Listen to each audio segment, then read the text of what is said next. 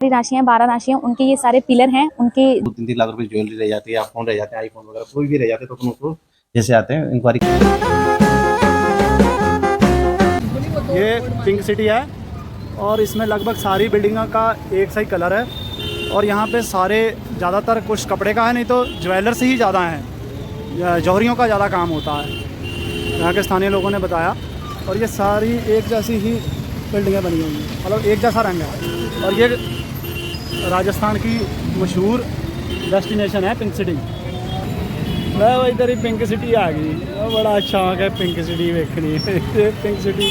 श्रीकाल, नमस्कार सब भाइयों बहनों को जी। ये जो यंत्र आप देख रहे हैं, ये जयपुर का जंतर मंतर है। ये यंत्र राशियों में लगन और नक्षत्र ग्रहों का हिसाब लगाने के लिए बनाए गए हैं और हम दिखाते हैं आपको आगे। राशियां 12 राशियां, उनके ये सारे पिलर हैं। उनके बाहर ये नाम लिखा हुआ है, अंदर उनके साइन बने हुए हैं। चलो अब हम अपनी राशि ढूंढते हैं। हमारी राशि है तुला और दोनों की ही सेम है, तो हमें एक ही ढूंढनी पड़ेगी, दो बार दोबारा मेहनत नहीं करनी पड़ेगी। ये सामने है हमारी राशि। चलो चलते हैं अब यहाँ पे। ये रही हमारी राशि लिब्रा, दोनों की सेम है। और ये है हमारी राशि का निशान तुला। तुला का मतलब तोलना। ये देखो तराजू लेके सच का न्याय कर रहे हैं। अब हम चलते हैं दूसरी तरफ देखने। यह दुनिया की सबसे बड़ी जो घड़ी है, सन डायल जिसे बोलते हैं, वो है। आगे चल के आपको वो दिखाते हैं। बहुत यहाँ पे टूरिस्ट आते हैं जयपुर में घूमने के लिए। आओ आप इसके नीचे चल के आपको दिखाते हैं ये टाइम का कैलकुलेशन वैसे बिल्कुल स्टिक कैसे किया जाता है, और ये सारी जो सूर्य घड़ी है ये कैसे काम करती है और टाइम को कैसे दर्शाती है। बहुत बड़ी विशाल घड़ी है। ये कितने समय में ये बनी होगी और बनाने वालों की कितनी मेहनत लगी होगी और आगे चल के इसका देते हैं हिसाब किताब। ये उस साइड में आपको बताया जो शाम का समय बताते हैं, और ये इधर सुबह 6 बजे से लेके ऊपर से सूरज की रोशनी के हिसाब से जो ये स्लैब लगी हैं, इनके ऊपर जो वो ऊपर 6 है, जूम करके दिखाओ, वो सिरे 6 हैं और 6 के आगे फिर 7 आएगा। 7 बज गए। जब जैसे सूर्य उदय होता है वो टाइम जो है वो 6 बजे से शुरू होता है, फिर 7, फिर इधर नीचे 8 हो गया और फिर 9 बज गए, फिर 10 हो गए और इधर 11 हो गए और 12 इधर आके दोपहर के 12 बजेंगे वो यहाँ आके बजेंगे। ये हैं दोपहर के 12। और इस तरीके से ये मिनटों, ये जो घड़ियां हैं मिनटों और सेकंडों और नैनो सेकंड का जो है उनका भी आकलन है इसमें सारा। ये नैनो 2 सेकंड के हिसाब से चलती है।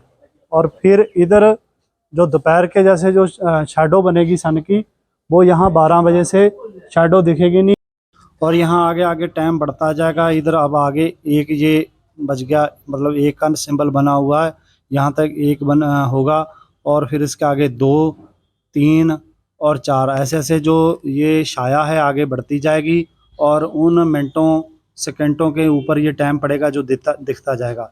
जब लास्ट तक मतलब देखो अब 4:30 बजने वाले हैं और अगर हम इसको बारीकी से वहाँ पे जाके काउंट करेंगे तो मिनटों और सेकंडों के हिसाब से वहाँ पे बिल्कुल एक्यूरेट टाइम होगा।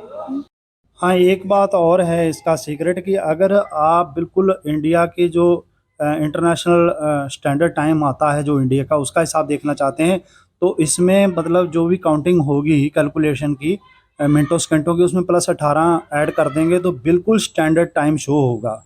इस तरीके से बनाएगा। ऊपर देखो आप 5 और 6 वो बना हुआ है जो 6 बजे तक के पूरे दिन का हिसाब बताता है। 6 घंटे का उधर और 6 घंटे का इधर। ये स्लैब है पत्थर पे ये सारी बनी हुई। पपड़ शो देखने गया, वो बंद हो गया, वहाँ पे तालियां बज गई थी। हमने कहा चल भाई दोबारा जब भीड़ भरे होगे फिर देखेंगे, आ जाएंगे। और अब ये इधर कोई नए ये यंत्र हैं, ये चक्कर यंत्र हैं। ये एक तो इन्होंने साफ साफ लिखा नहीं है। हाँ, चक्कर यंत्र।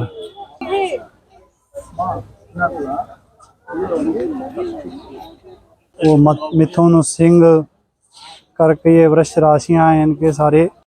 ये सब मतलब राशियां को कुंडली के बनाने और समय के आकलन करने के लिए बनाए गए हैं।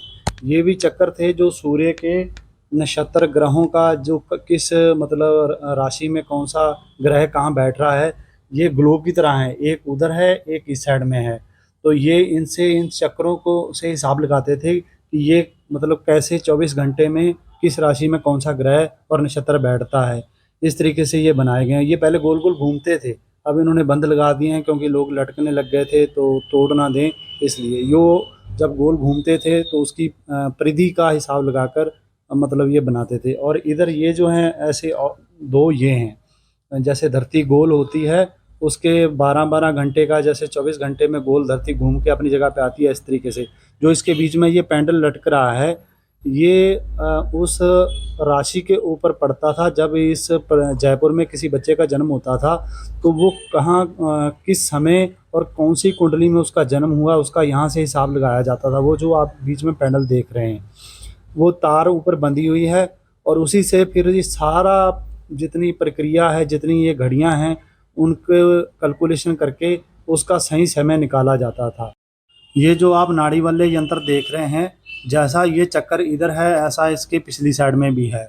इस चक्कर से मौसम ऋतुओं के हिसाब से समय का आकलन किया जाता था, क्योंकि ये इस झुकी हुई दिशा में बनाए गए हैं, परिधि में बनाए गए हैं, जिससे शायद एक चक्कर में धूप पड़ती नहीं है और एक ऋतु समय में ठंड या गर्मी में जैसे 31 मार्च तक एक चक्कर पे धूप शायद पड़ती है, उससे समय का हिसाब लगाया जाता है। और दूसरे में मौसम जैसे ठंड में सूरज ढल के दूसरी तरफ चला जाता है, छाए बढ़ जाती है, उस हिसाब से हिसाब लगाया जाता है। ये भी कैसे जब बच्चे का जन्म होता है, जो हिंदू धर्म में कुंडली बनाई जाती है, जो कुंडली कैसे बनानी है और उसका सही समय जन्म की उस पल घड़ी से शुरू होता है। तो यहाँ से ये पता लगाया जाता था कि कैसे ग्रह और कौन से नक्षत्र कौन सी राशि में ये जन्मा है, उसकी बिल्कुल ठीक कुंडली जो थी वो यहाँ से ऐसे बनाते हैं। अगर किसी की बनती है तो उसका सबसे बड़ा आज तो कल तो कंप्यूटर में डाली और बन गई।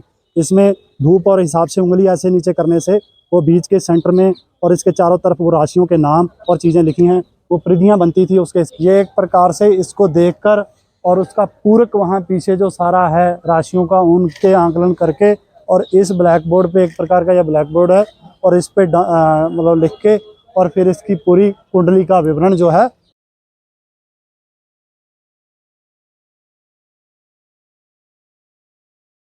हमने सारा यंत्र मंत्र घूम लिया है। हमने ये हिसाब लगाया है ये सही समय का आकलन करने और ग्रह नक्षत्रों के हिसाब से कुंडलियां बनाने का बहुत तगड़ा एक प्रकार का ये यंत्र है। डिवाइस के बिना कोई समय का हिसाब लगाया जाए, कभी ऐसा समय आ जाए कि सब डिवाइस ख़त्म हो जाएं कि घड़ियां टाइम बताने वाले, तो तब इन यंत्रों से हम सही समय का आकलन कर सकते हैं, जैसे राजा जय सिंह सवाई कई 100 साल पहले करते थे। हाँ भाई, अब चलते हैं, एग्जिट करने का समय आ गया, सब देख लिया। ठीक है जी, मिलते हैं अब आपको एक नई जगह में नए ब्लॉग के साथ। आपको बता दें कि हमारा बैग खो गया था, अब हम अपना बैग रिसीव करने जा रहे हैं।